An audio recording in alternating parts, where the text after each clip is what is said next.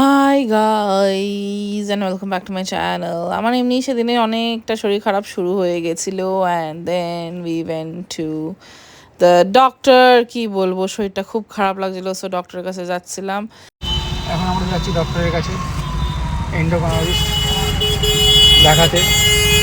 খুব পেটের প্রবলেম হচ্ছে, ডায়াবেটিস বেড়ে গেছে, দেন ফাস্টিং পিটি বেড়ে গেছে, HbA1c সব বেড়ে গেছে, যা যা ছিল প্যারামিটার সব বেড়ে গেছে। যাই প্রপার মেডিসিন নিতে হবে। ডাক্তারের কাছে অ্যাকচুয়ালি যাচ্ছি অ্যান্ড দেন তারপরে ধুরন্ধর দেখতে যাবো।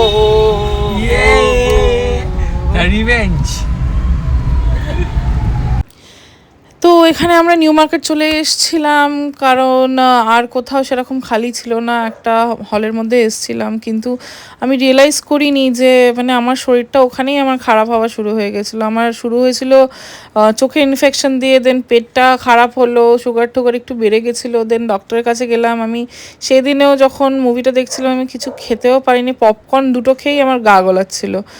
তো তারপরে আমার লিটারেলি 101-2 জ্বর চলে এসেছিলো অবভিয়াসলি। তারপরে আমি কোনো ভ্লগ করে উঠতে পারিনি। তারপরের দিন আমি অফিস তো গেছিলাম, কিন্তু তখন থেকে আমার শরীরটা একটু হালকা হালকা খারাপ হওয়া শুরু হয়েছিল, গলা ব্যথা ধরে গেছিলো। একটা আমি ঘড়ি কিনেছিলাম নিউ মার্কেট থেকে, that was also very good.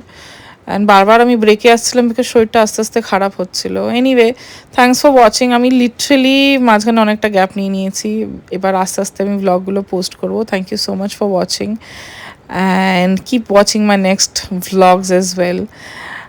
Bye bye.